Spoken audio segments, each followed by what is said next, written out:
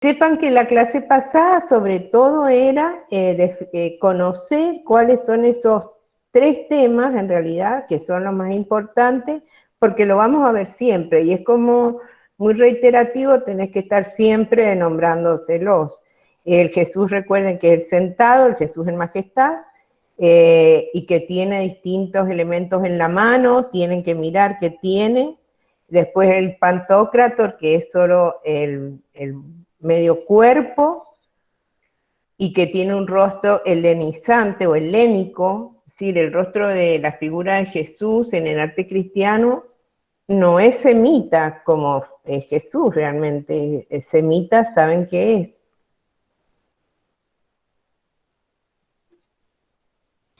es? Judío sería semita. Claro, los judíos son semitas como los árabes. Eh, Aunque las razas hoy están muy mezcladas, bueno, en general los semitas es una etnia que tiene determinados rasgos, no todos, por eso les digo, hoy ya están las razas muy mezcladas, pero eh, podrían haberlo hecho así, es decir, el rostro de Jesús, y hubo intentos, fíjense que hay uno muy poco y es muy difícil encontrarlos incluso en los libros para mostrárselos, de un Jesús semita, que tendría la nariz tal vez muy marcada, y el cabello más con rulos, ¿no? Pero eso no era como la imagen ideal que se quería dar, porque recuerden que la idea del cristianismo es no quedarse solo con los judíos, sino incorporarse también a una... tiene una idea universal. Entonces se prefiere un rostro helénico, es decir, ario. Ario, recuerden que es otra raza, bueno, de la que somos casi todos en relación al grupo europeo. Eso es una cosa importante también para ver, ¿no? Porque ven cómo va a girar el rostro de Jesús con otras intenciones, que la iglesia lo justifica, por supuesto, con esas imágenes milagrosas que para los cristianos hay que respetar, son reales, es decir, son milagrosas. Pero bueno, fue una manera también de llegar a ese rostro, que es el rostro que perdura hasta hoy, es el rostro que se definió y perdura. Bueno, después de esas 2 imágenes, recuerden que está el tetramorfo, después lo volveremos a ver más porque es una imagen más compleja. Serían esos los 3. Eso es lo más importante, que sepan qué son esas 3 imágenes. Bien, vamos a empezar. Hoy empezamos la segunda unidad. Se nos ha hecho, la primera en general, incluso la primera y la segunda son largas, porque como que tenemos que ver varios temas y están todos en una única unidad. Cuando empiezan a estudiar pasa también eso, que parece que la primera no se termina más. Pero bueno, diríamos que desde la tercera a la cuarta ya son más fluidas, son más rápidas. Esperen que voy a apagar acá. Grabar. Bien.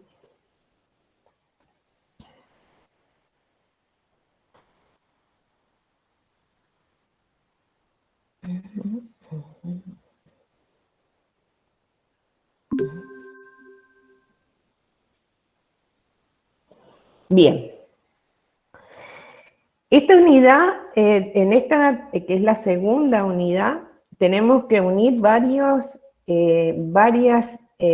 información, podemos decir, que se dan en realidad de manera simultánea, pero por una cuestión de las clases, las tenemos que dar de forma separada. Pero que después tienen que hacer el esfuerzo, ustedes cuando estudian sobre todo, de entender que eso como que pasa todo a la vez.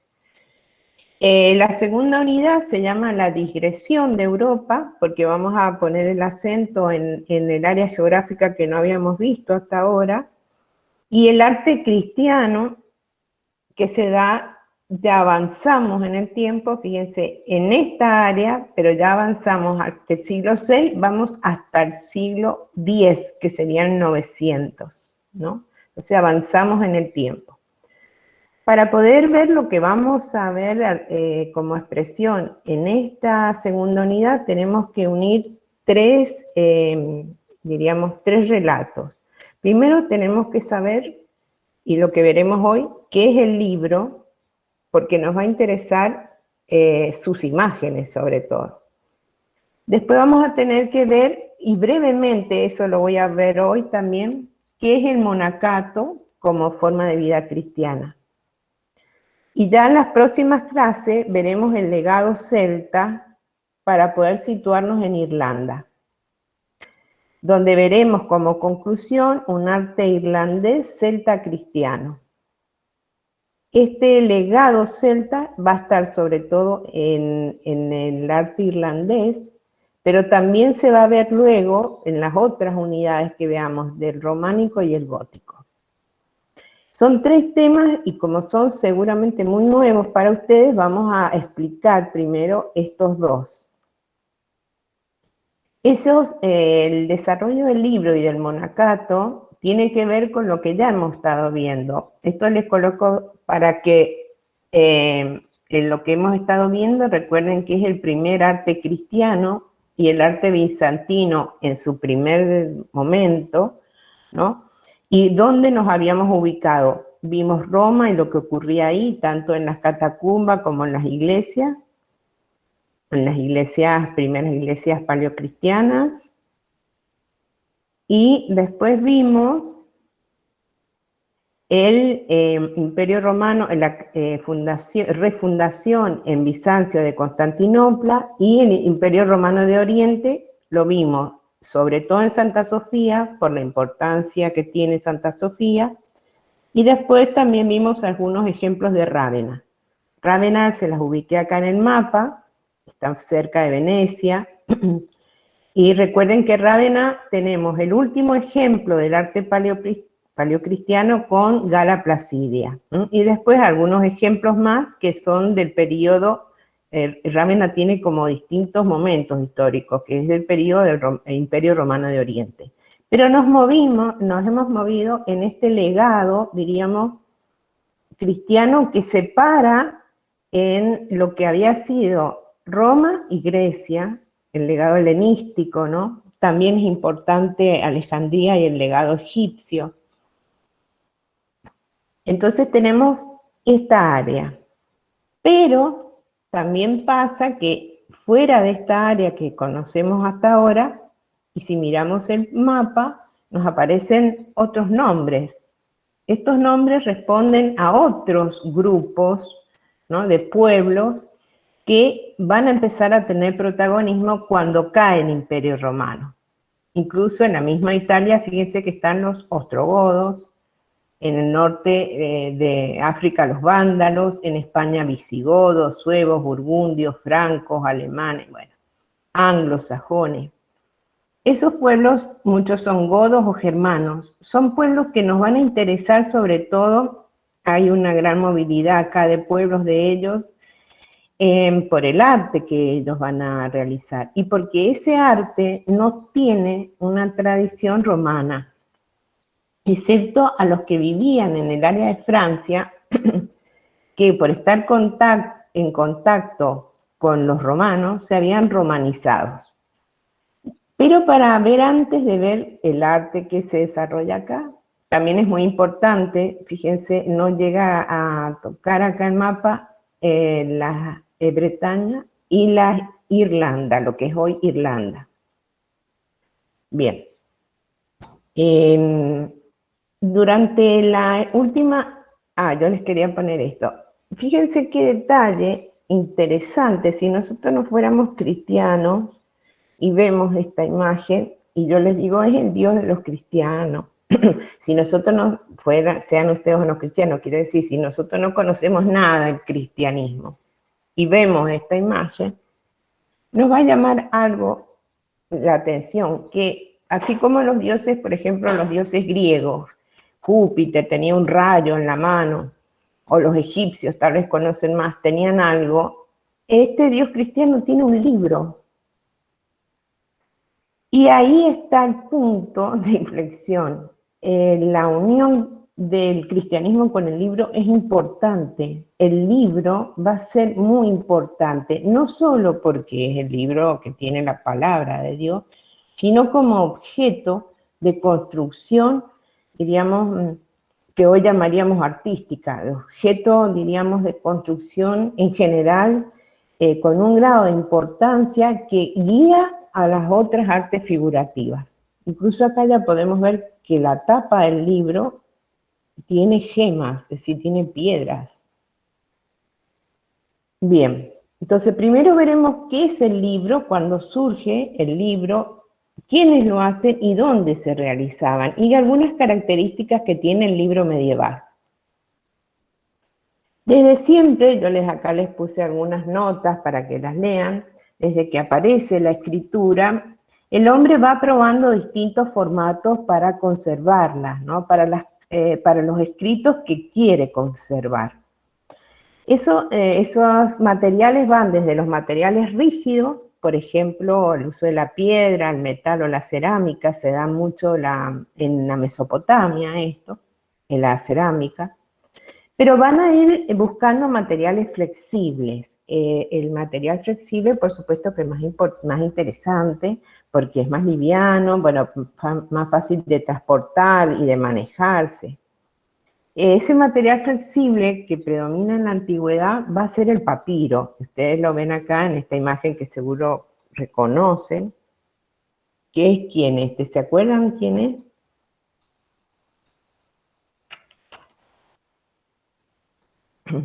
¿No lo han visto el año pasado cuando vieron arte en Egipto?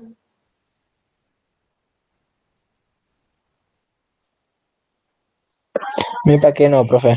Bueno, No parece que recuerdo. sí.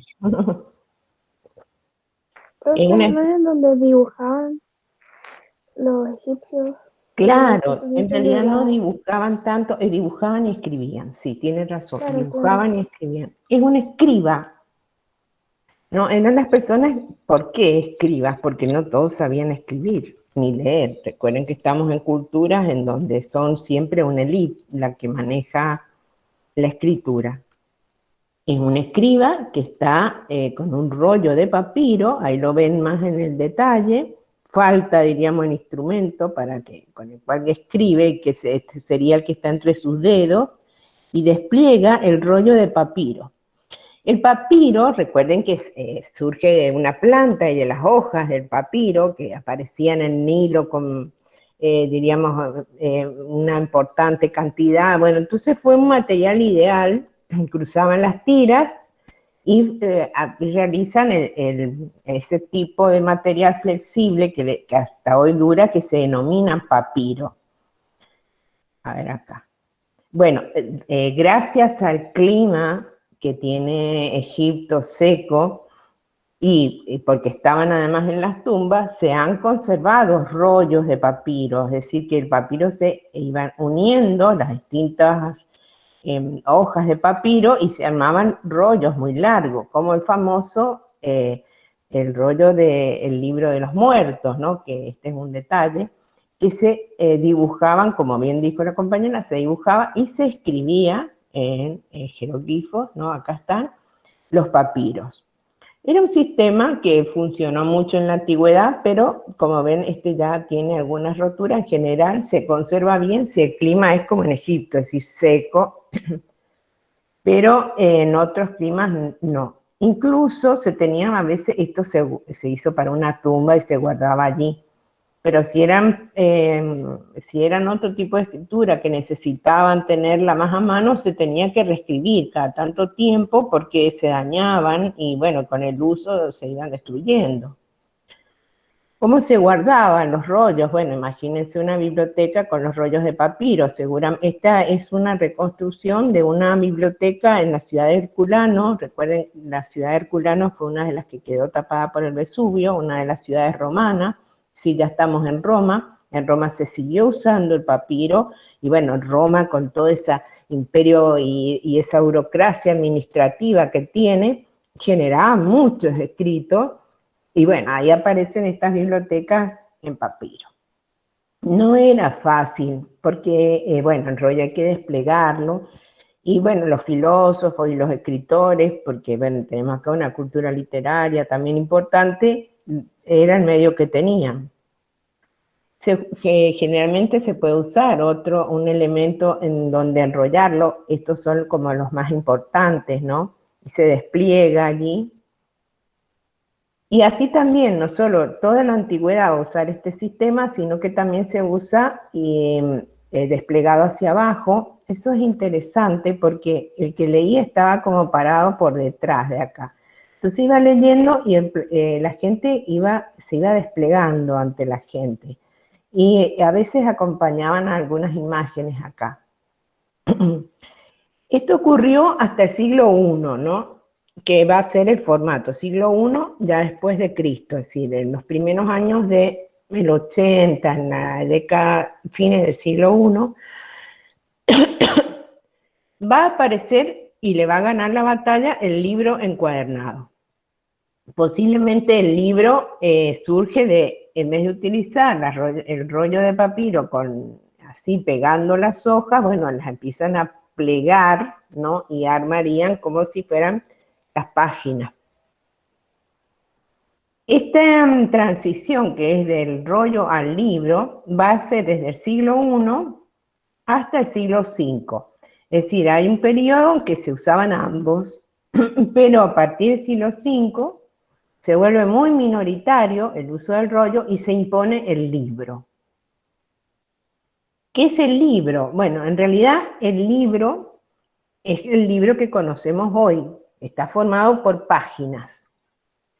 Y se le suele llamar códice. En realidad códices es el nombre que se le da a un libro compuesto de hojas dobladas, cosidas. Las hojas se doblan, cosidas o se pegan, ¿no? Pero bueno, en libros antiguos habrán visto que todavía están cosidas las hojas a lo largo de un borde y que tiene tapas.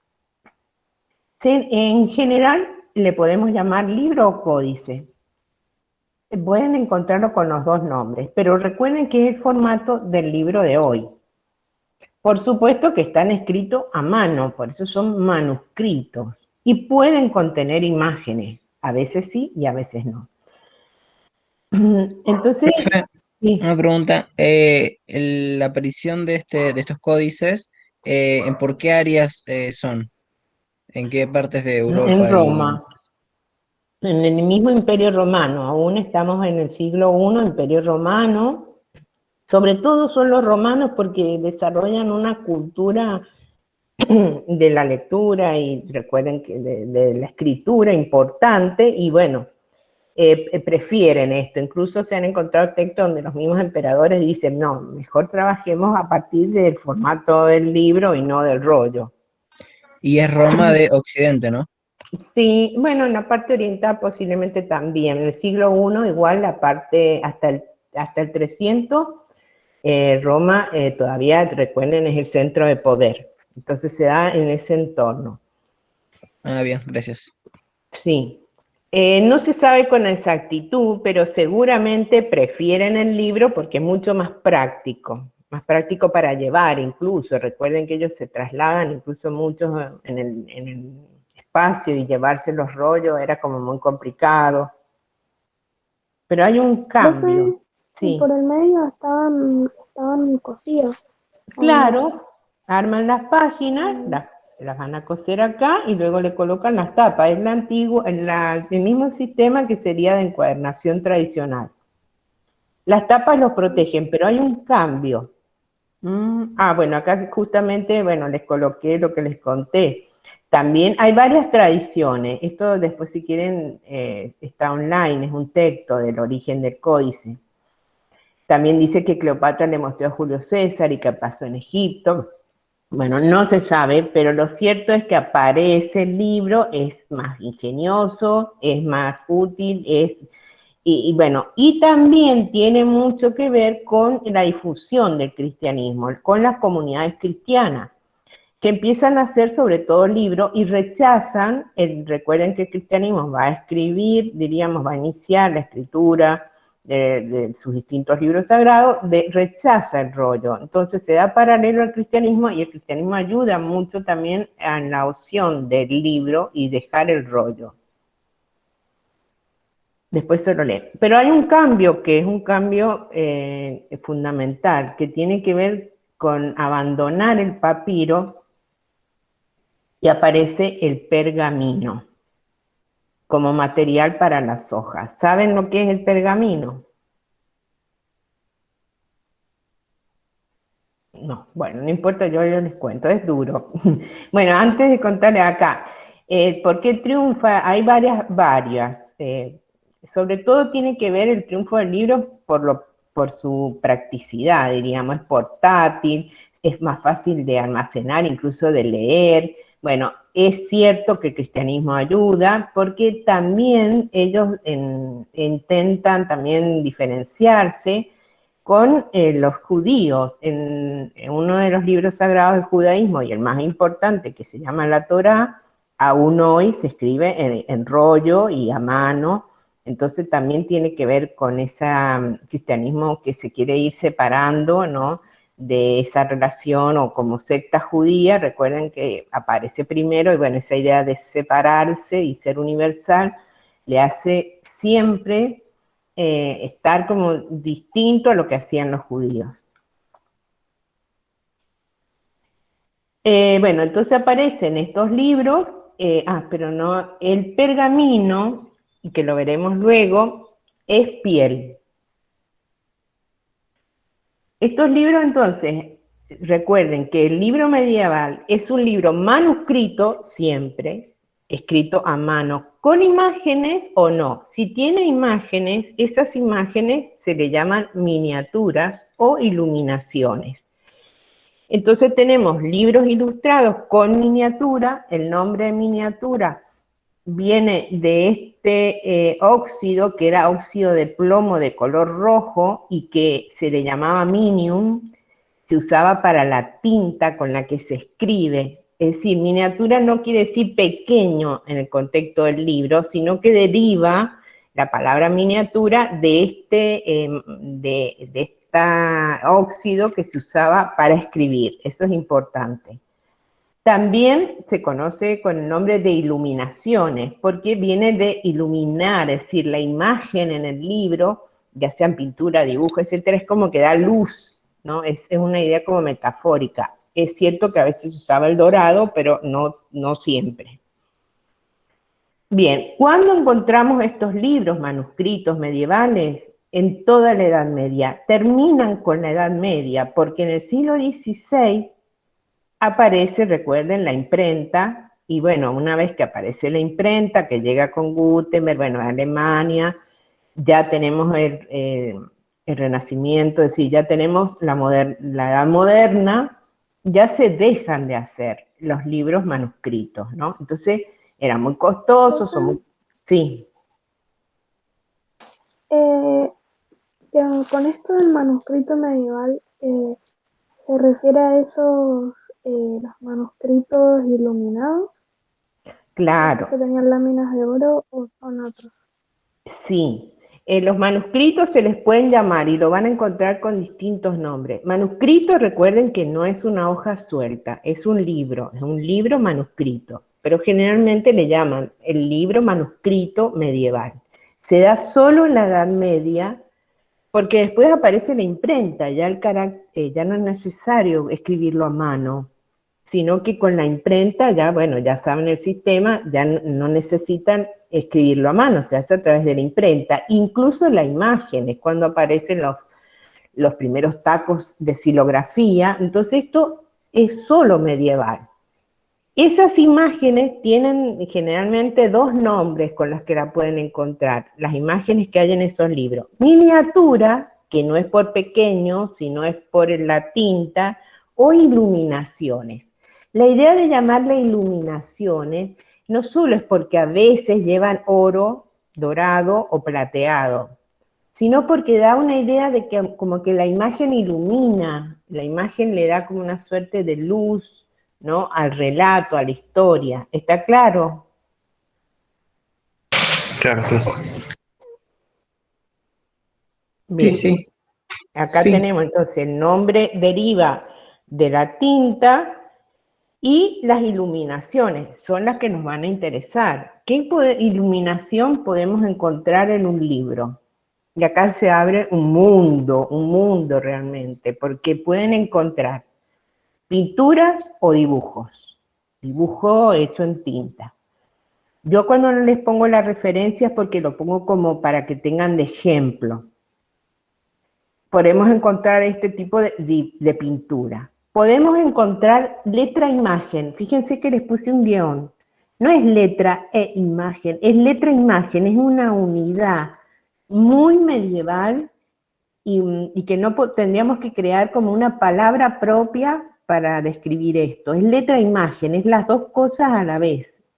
¿Está claro? Es, profe, básicamente la antesala a las letras capitales que actualmente hay. Generalmente la letra imagen es una letra capital, es decir, la primera letra, la más importante. Generalmente, no necesariamente. Después vamos a ir viendo bien, porque estos libros los vamos a ver de acá a fin de año, así que van a haber muchos libros. Les diría que es una de las expresiones más importantes de la Edad Media, como si fueran las catedrales góticas, a ese nivel.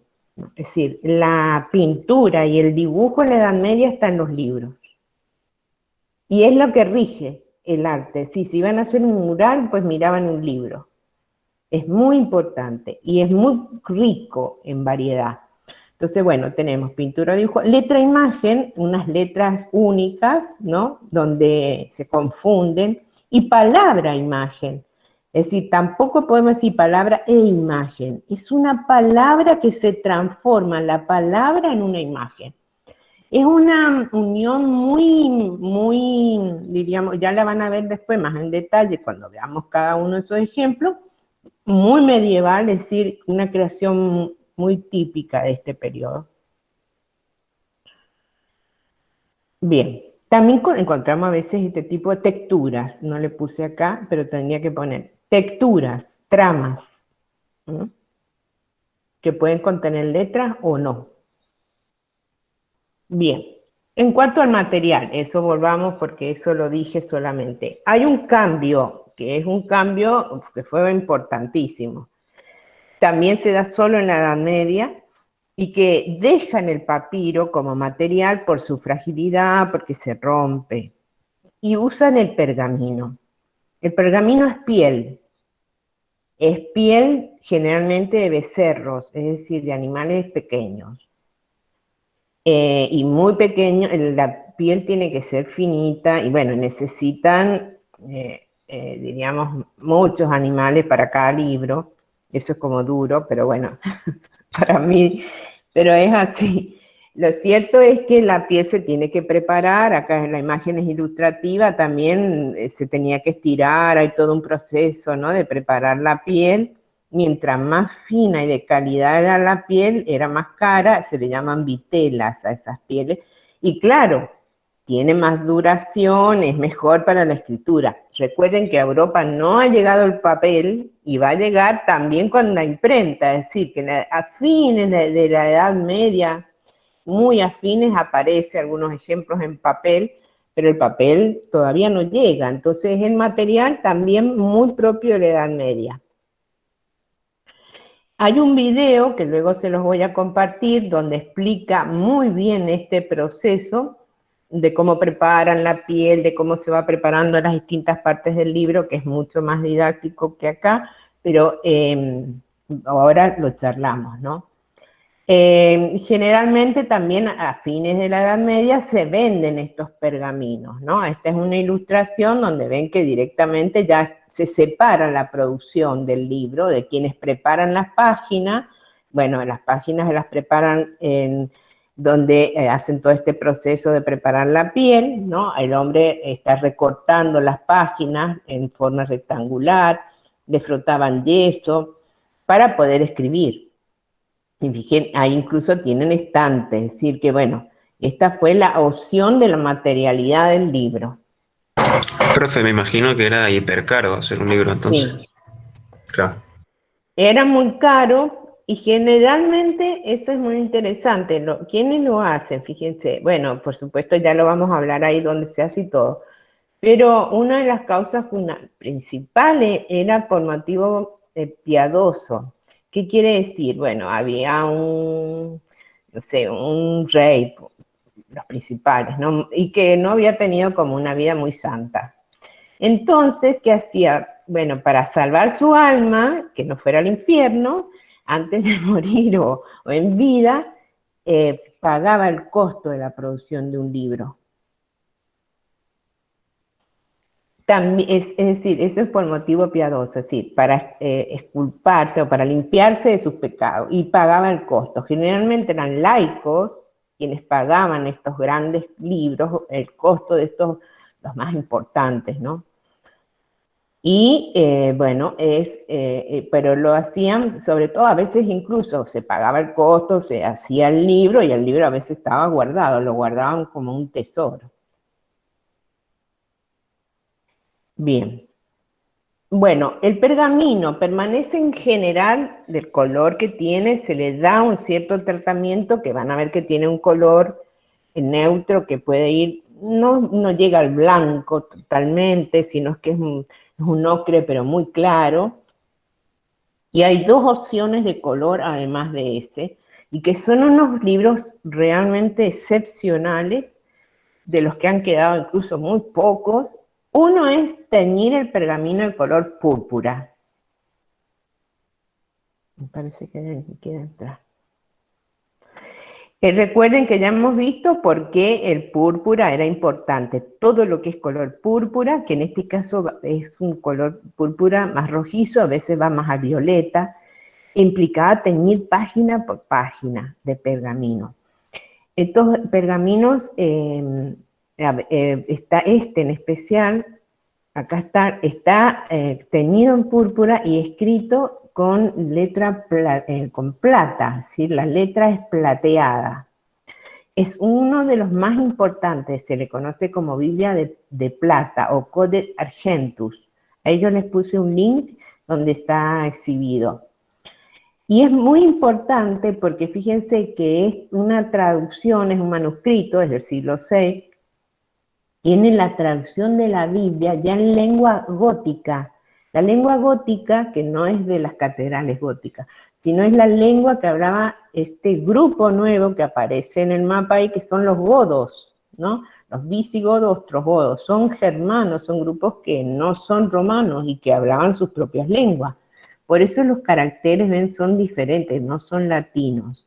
Entonces debe haber, es un manuscrito, por supuesto, los púrpuras son muy excepcionales y han quedado 2 o 3 en el mundo. Acá lo ven cómo está actualmente, lo tienen en exhibición, bueno, es todo un trabajo de cuidarlo para que se mantenga el libro. Y la otra opción de color del pergamino, que es la que a mí me gusta muchísimo, es de teñirlo con color negro. Y esos libros se llaman Las Horas Negras. Estos son muy posteriores, fíjense que es de 1470, los que se han conservado creo que son 2 o 3. Ya, bueno, tienen otros elementos, fines de la Edad Media acá, pero muy interesante porque lo teñían. Lo que pasa es que lo teñían con carbón negro. El carbón era muy usado para también escribir, para hacer la tinta, y por lo tanto sumamente cuidado, ¿no? Por ejemplo, está digitalizado, todo lo pueden ver completo en internet.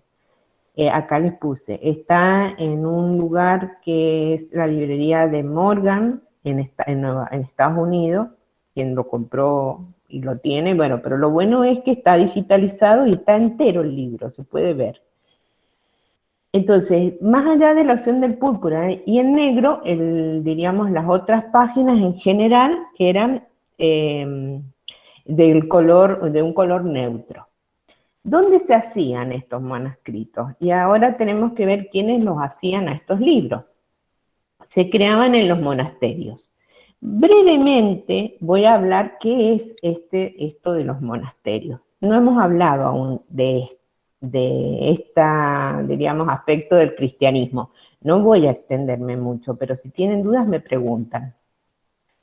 Nosotros cuando hemos estado viendo el cristianismo, hemos visto, bueno, los creyentes, que serían los fieles, el clero ese que estaba en la iglesia, que eran los sacerdotes y los diáconos, Bueno, sabemos que habían obispos, como el que luego va a ser papa, y que, bueno, se desarrollaba esa forma de, diríamos, de religiosidad. Quien era cristiano iría al rito de la misa y a los distintos ritos de la iglesia.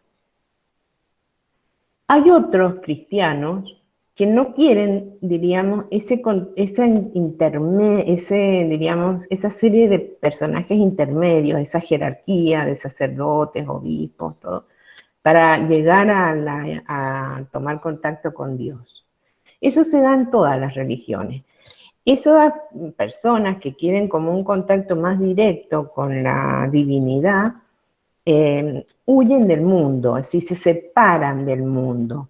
Hay una expresión que me gusta, se llama fuga mundi, que es en latín, es huida del mundo.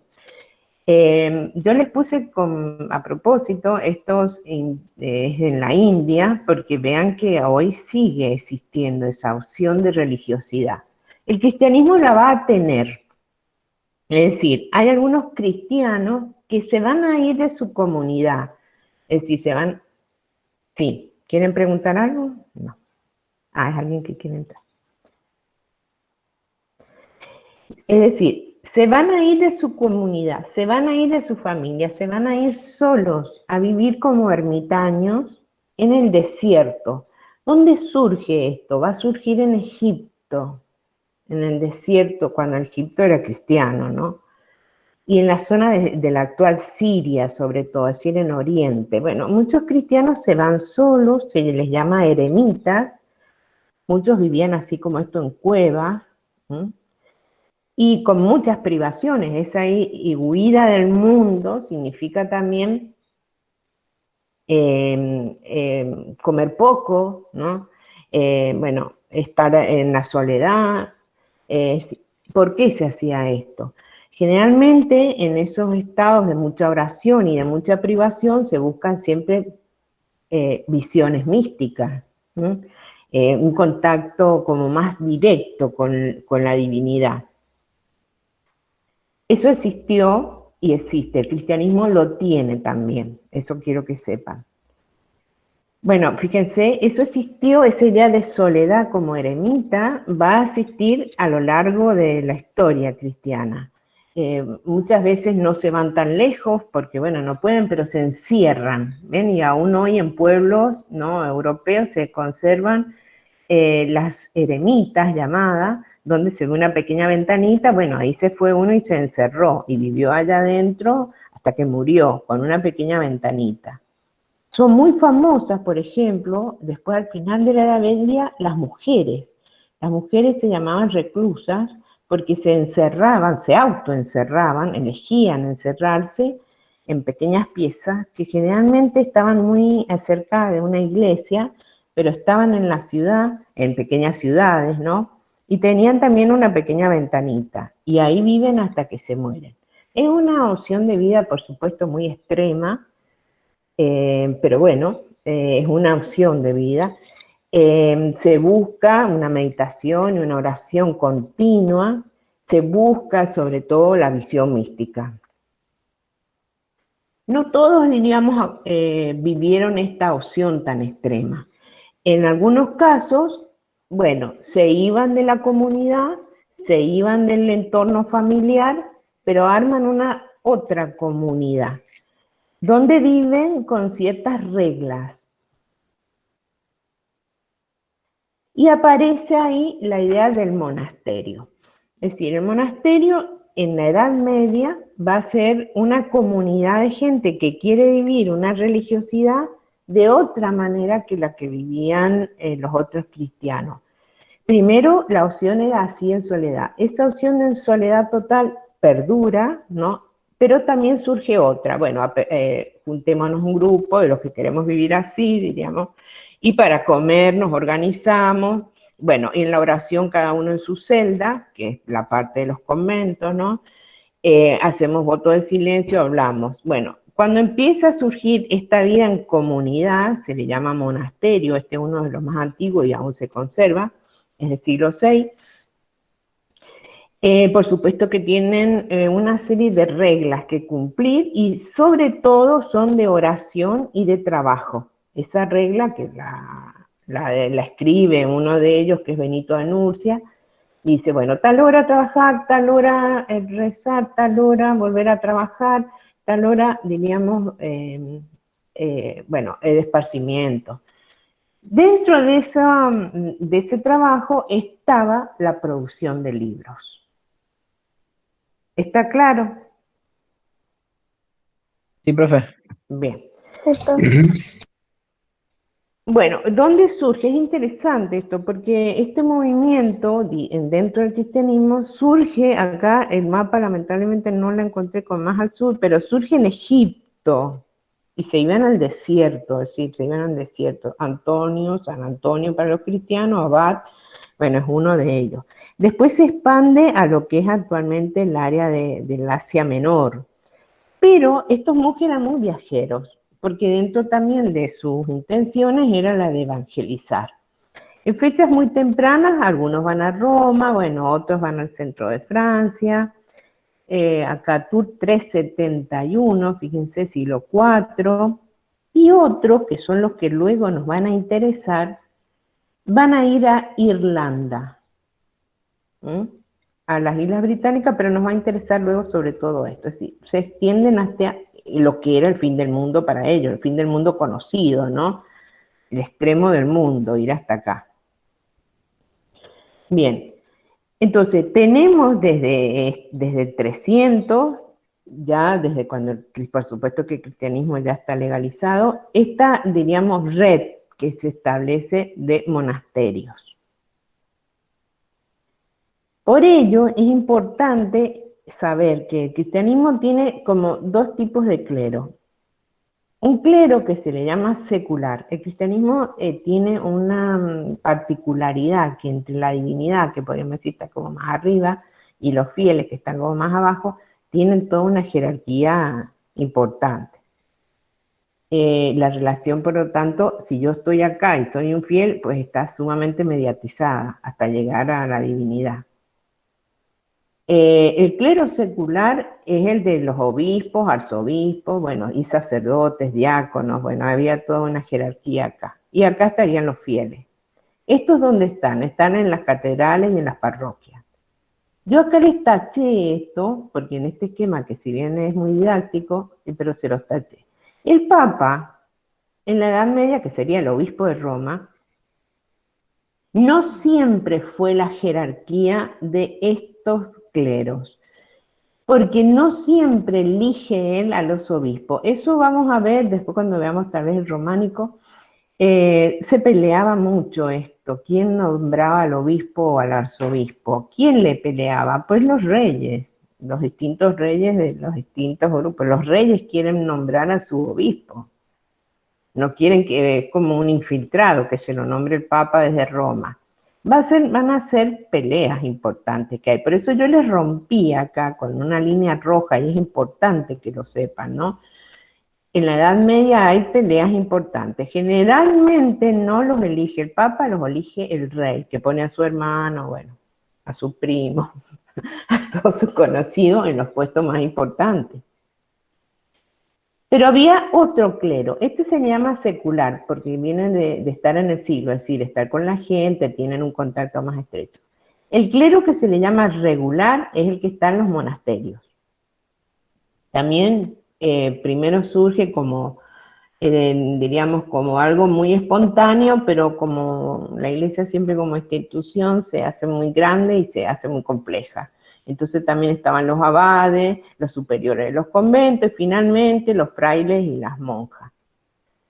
Esto se llama regular porque, bueno, estos viven en los monasterios, tampoco dependían siempre del Papa, ahí también va a estar medio peleado, porque, bueno, si están en el reino de los francos, el rey Franco va a querer elegir a estos. Ningún rey quería que ninguno de la jerarquía importante de la iglesia, diríamos, estuviera fuera de su decisión. Y podríamos decir que estaba en la tercera opción, que podríamos ponerla por acá, que siguen estando los que viven solos, los eremitas y las reclusas, que estaban como más independientes de toda esta jerarquía.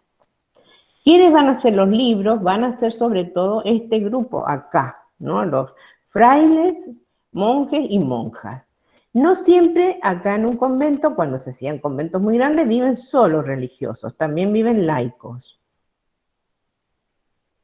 Bien, ¿en qué lugar de ese convento se hacen los libros? Hay un lugar para hacerlos, que se llama escritorium, de ahí deriva nuestra palabra escritorio. En realidad no es solo el mueble, ¿no? Sino que es toda la habitación, en donde, por ejemplo, este se ha conservado, el tipo de escritorio que se usa es bastante sobrelevado, ¿ven? Con un banquito pequeño para muchas horas, bueno, y con la búsqueda, ahí estaría el Mario orientado, porque parece que la luz le da al revés. Bueno, buscando la luz, es decir, es un lugar de trabajo. Acá hay una reconstrucción virtual para que vean cómo se trabajaba. ¿Qué se hace acá sobre todo? Sobre todo se copia libros, lo copian, lo hacen nuevamente. Es decir, reciben sobre todo libros religiosos, pero no solamente libros religiosos, aparecen, ¿no? También otros libros. Y bueno, lo van copiando. El trabajo se va a ir dividiendo entre quienes escriben y quien hace la imagen. Es un trabajo muy complejo el de la elaboración de los libros. Esto se los coloqué para que, si no la han visto, la vean, porque es la película para mí muy bien ambientada en la Edad Media y que gira en torno al escritorio y al trabajo que se hace allí. Es El nombre de la rosa. Si no la han visto, la pueden ver, es sumamente ilustrativa, es finales de la Edad Media, porque bueno, van a ver que hay distintas órdenes y que entre ellos también no siempre se llevaban bien, pero es sumamente interesante porque muestra lo que eran las bibliotecas, qué pasaba en estos monasterios. Bueno, en los monasterios con este trabajo se transforman en centros de conocimiento. Sí, tienen el poder que les da el conocimiento. Y la película justamente gira en torno a eso. Conocimientos que quieren ser prohibidos o eliminados y conocimientos que él es un fraile ya franciscano, como más moderno, fin de la Edad Media, que quiere darlo a conocer. Entonces, los centros culturales, diríamos, en la Edad Media, porque conservan el conocimiento en Occidente, van a ser los monasterios. Y esas bibliotecas estaban muy bien guardadas. Profe, Sí, ¿cuándo se vendría? O sea, yo leí que por ahí los monjes, diría, los que sí, escribían, eran muy celosos de lo que hacían, entonces guardaban todos sus escritos en cofres sí, y en los armarios. sí. De acuerdo al tamaño que tenían cada monasterio. Hay monasterios que tienen bibliotecas inmensas y, bueno, tienen que tener hasta espacios especiales para guardarlos. Mientras más importante es un libro, más importante va a ser la cubierta, es decir, la tapa. Incluso tenían a veces un cofre en donde lo guardaban.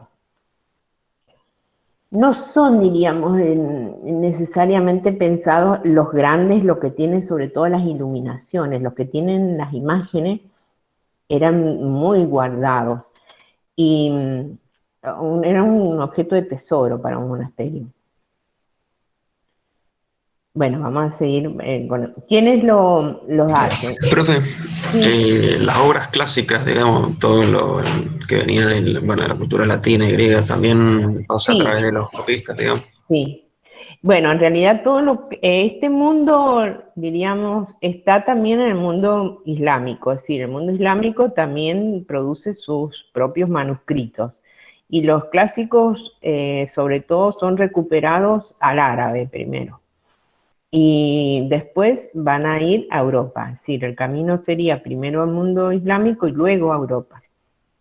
Mucho, sobre todo lo que es geometría, matemática, ¿no? A diferencia de ellos que copiaban, ahí en El nombre de la rosa está muy bien porque era como copiar pero no leer sobre lo que se copiaba, ¿sí?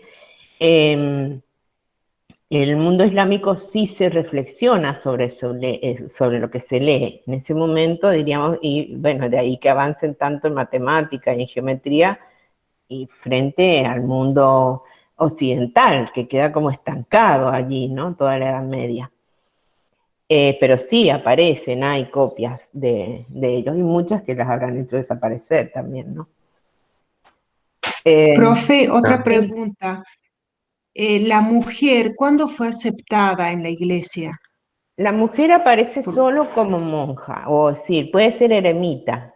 Las mujeres eran eremitas, es decir, muchas mujeres se iban solas, con lo que eso acarreaba, porque no era lo mismo irse para un hombre solo al desierto que irse para una mujer, que podía encontrarse siempre a un hombre Mm, que le hacía algo. Y de hecho ha habido grandes mujeres, por eso prefieren más ser reclusas. Hay mujeres muy famosas que son reclusas, sí, se encerraban en una habitación, que también eso era una forma de castigo para las mujeres en la Edad Media. Sí, las mujeres que cometían adulterio las encerraban en una habitación de por vida. Eso es muy duro, pero bueno, era así.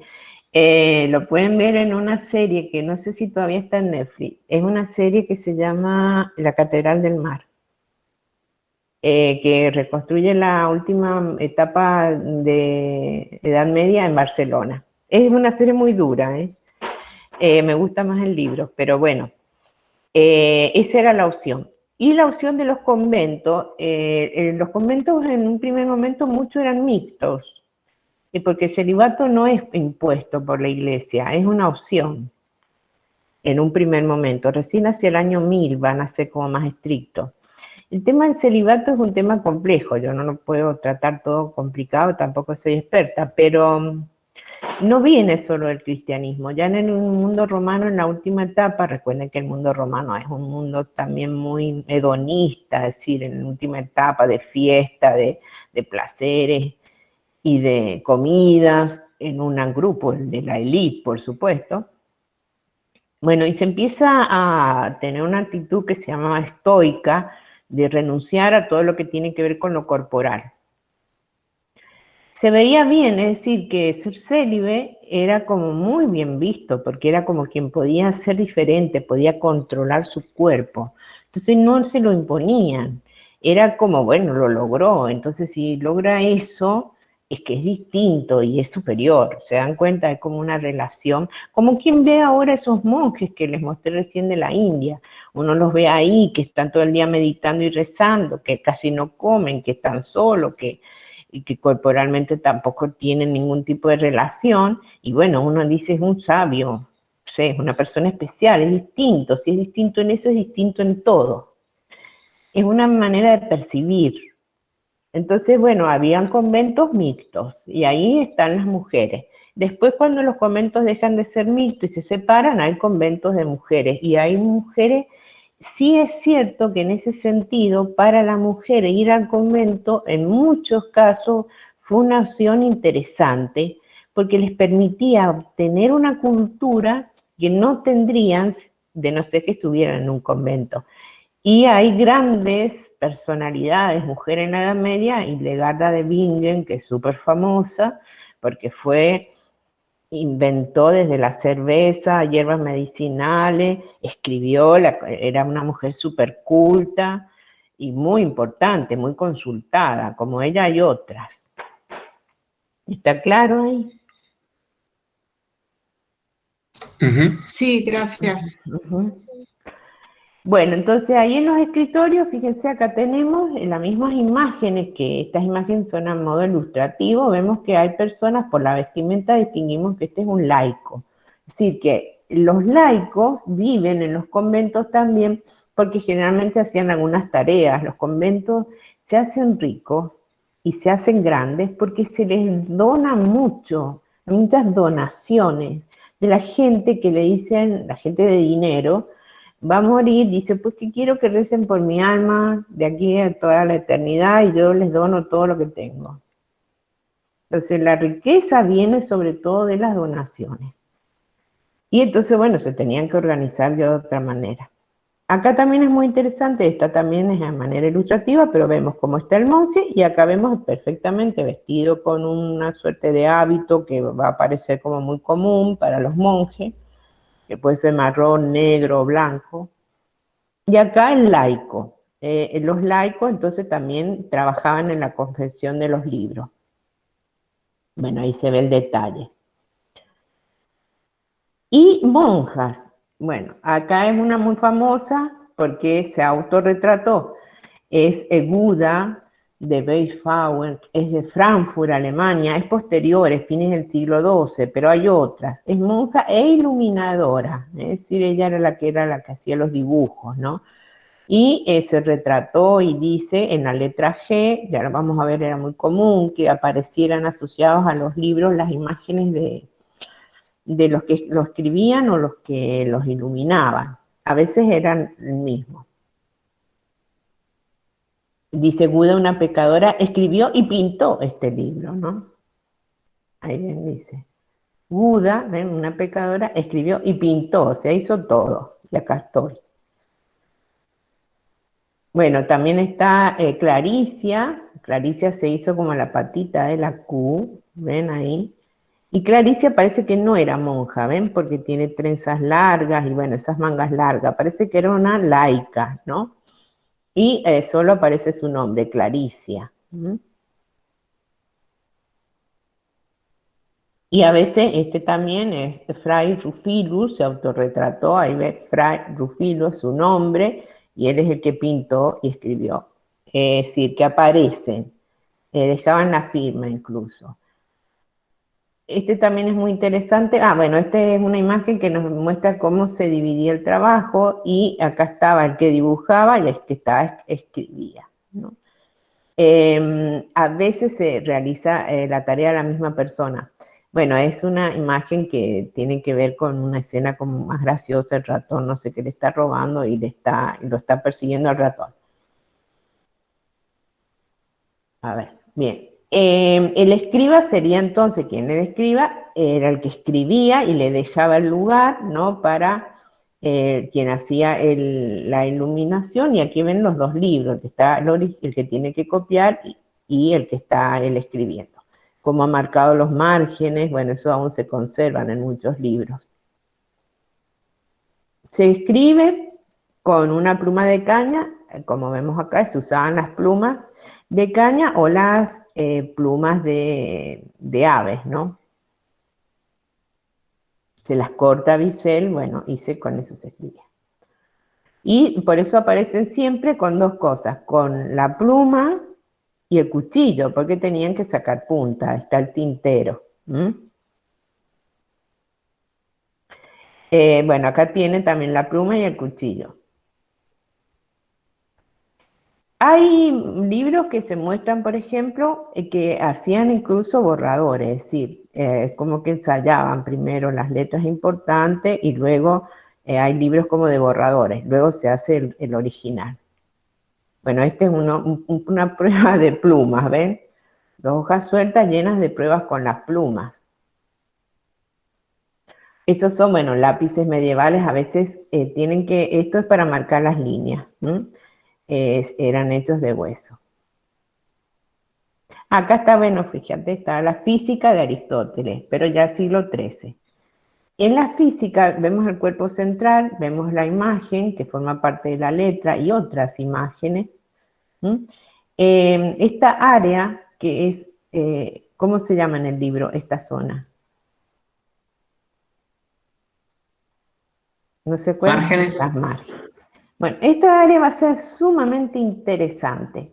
Ya después al final les voy a mostrar algunos ejemplos. Aparecen, por lo tanto, imágenes centrales y texto, el cuerpo, pero los márgenes son muy utilizados. Han dado lugar a lo que se llama la marginalia en el libro medieval. En las márgenes se hacen, como ustedes en los libros vieron que hacen anotaciones, bueno, esto es importante por esto, bueno, acá lo usaban bastante y eran muy buscados estos libros porque como que explica el texto. En cuanto a las imágenes de las márgenes, aún hoy son objeto de teoría porque son muy, muy especiales y diferentes a las imágenes centrales. Bueno, ahí ven los detalles, ¿ven? no solo están escritos, a veces pueden aparecer algunas conexiones. Bien, ¿qué tipo de letra? Eso a manera de información, no les voy a pedir el tipo de letra de los libros, ¿no? Pero para que sepan, empiezan con la romana, que es la letra que más podemos identificar. Luego la romana van a ir a como una suerte de letra minúscula, fíjense, están escribiendo en latín, a veces aparecen libros después, lentamente en los idiomas que se van a ir conformando, ¿no? Bueno, hay distintos tipos de letras, estas ya hacia 900, un tipo de letra minúscula, es más fácil para leer que la mayúscula, y recién al final, y eso es importante, aparecen las góticas, ¿no? O sea, en 1100, 1200 van a aparecer las letras góticas. Durante este proceso de escritura, el escriba dejaba el lugar para esa ilustración, es decir, le dejaba ese lugar y generalmente incluso a veces le escribe el tema, acá tenés que hacer tal cosa, le dice al que iba a hacer el dibujo, e incluso a veces le dice el color, ¿no? A este les coloqué porque dice ahí azul, rosa, vermelho, es decir, está indicando el color. Porque el que iluminaba no necesariamente sabía leer y escribir. Sí, el que escribe tiene que hacerlo. Entonces, bueno, seguramente vio y le dijo, le voy a decir qué tema va acá. Este es muy posterior, también es del 15, pero como está inacabado, quería que vieran marcados ya los renglones, las distintas letras que estaban y cómo deja el espacio para donde va a ir la iluminación. Bueno, en los pigmentos, voy a ir rápido en esto porque lo pueden leer. Recuerden que acá los pigmentos son extractos de 3 tipos, sobre todo, vegetales, minerales, animales. Los pigmentos, como hasta que no aparece el pigmento que usamos hoy, tienen que ser molidos, humedecidos y mezclados. Generalmente se usa una proteína que es la clara de huevo como aglutinante, ¿no? Porque recuerden que el pigmento queda molido. Y tal vez a veces algo de pegamento o agua añadida. Ahí las mezclas son muchas. Además, todo esto se hace a través del análisis o a veces hay algunas recetas, pero las recetas no son tan fáciles diríamos, de definir.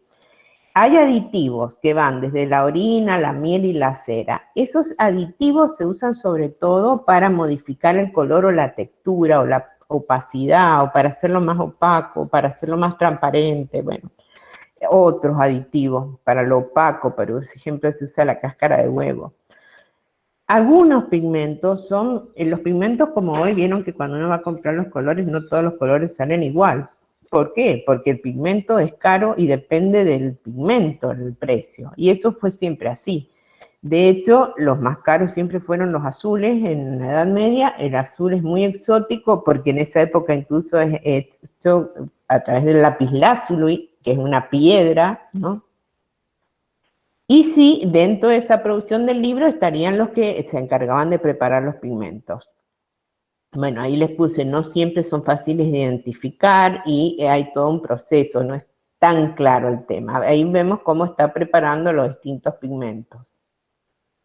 En cuanto a la encuadernación, el libro no termina solo cuando se ha terminado ya de su proceso de las páginas, sino tiene que ver mucho la tapa. Y ahí tienen que ver la importancia del libro, ¿no?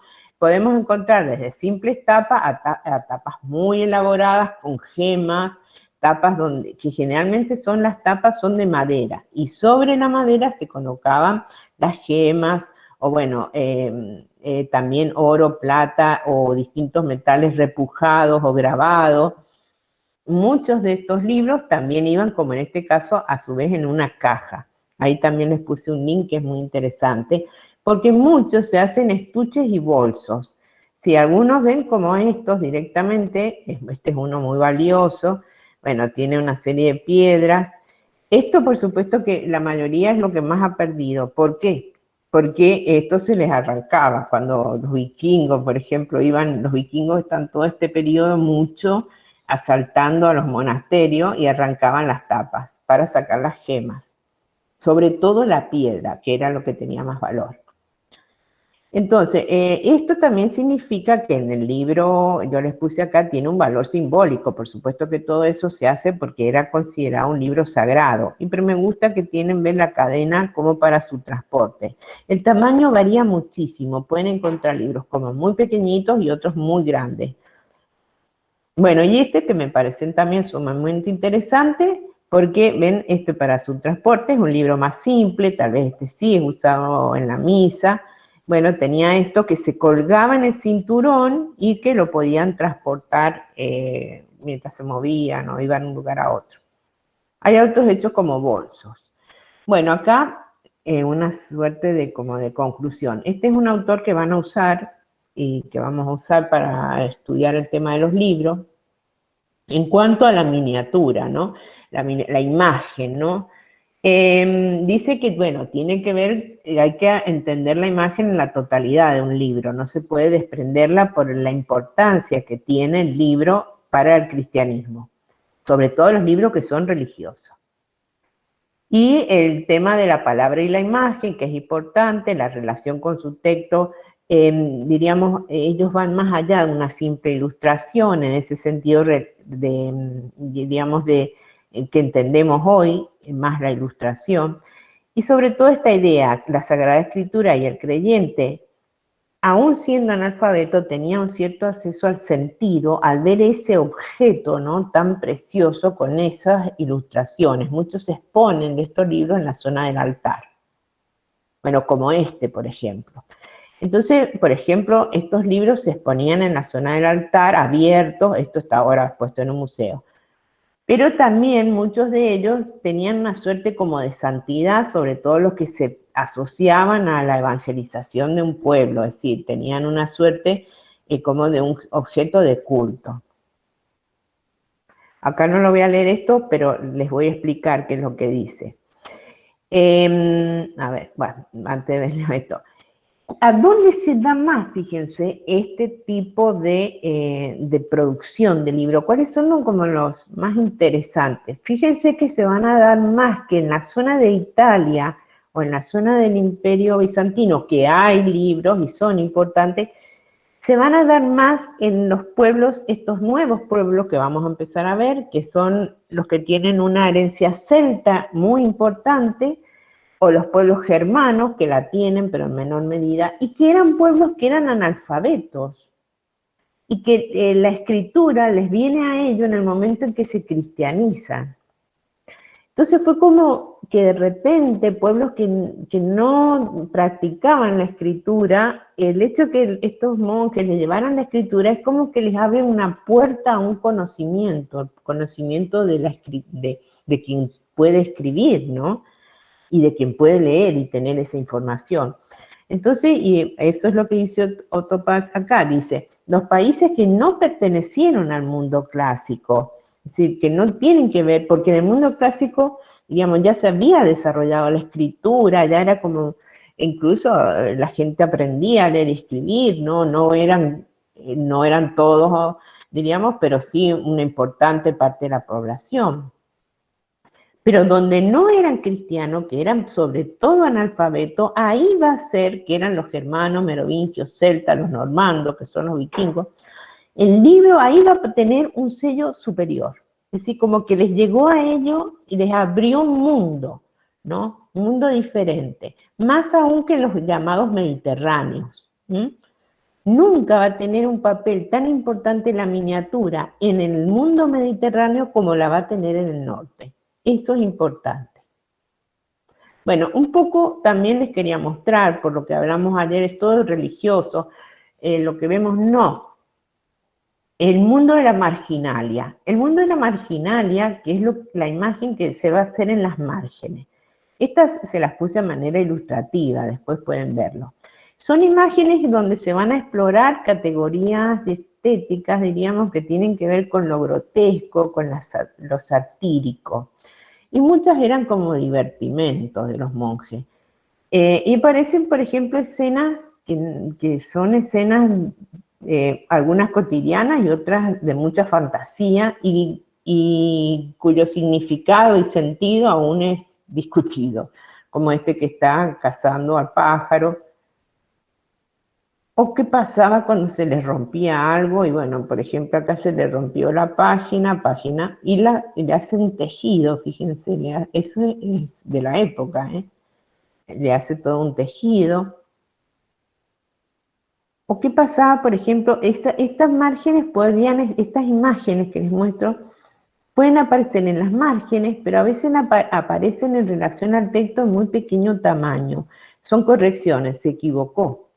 Y hace este ser fabuloso, que parece una ballena, no sé muy bien qué es lo que es. Allí, muy pequeño. Es decir que hay como una doble lectura de las imágenes. Están las imágenes principales, ¿no? Y están las imágenes de las márgenes. Y aparece mucho este tipo de imagen de seres monstruosos, fantásticos, pero fíjense que tiene como una suerte también de sátira, porque es como un obispo. Es un obispo por el tipo de, diríamos, no me sale el nombre, de este tipo de, no es gorro, sino lo que tiene en la cabeza es la mitra, no me acuerdo cómo se llama. Bueno, es un obispo, o sea, la máxima autoridad, y el monje no le caería muy bien, incluso tiene como un retrato, es decir, hay una cara que pueden reconocerla, y le hace con forma de ave ahí, y de la boca le sale algo así. Se satiriza mucho a la misma iglesia y a la élite militar. Eso es lo que sería la sátira. Bueno, está también un rey que, bueno, se está riendo a carcajadas. Fíjense qué interesante esta imagen, sumamente expresiva. Sí, bueno, el mundo de las márgenes es un mundo muy rico, ¿no? Muy interesante, lo veremos, y que tiene que ver con una lectura en ese tipo de imagen que no era tan controlada. Sí, la imagen principal seguramente sí era más controlada, bueno, que respondiera a lo que se esperaba, pero estas no. Hay como una suerte de libertad acá, ¿no? De libertad donde vamos a encontrar de todo lo que ustedes piensen que puede hacer, aparecen en las márgenes. Bien, esto sería el tema del libro. Este es el video, yo se los voy a subir el link. Es un video muy bueno que hace la Fundación Paul Getty, que se llama Creando Manuscritos Medievales, y bueno, también les recomiendo mucho la película El Nombre de la Rosa. Esto sería todo. Si tienen alguna pregunta,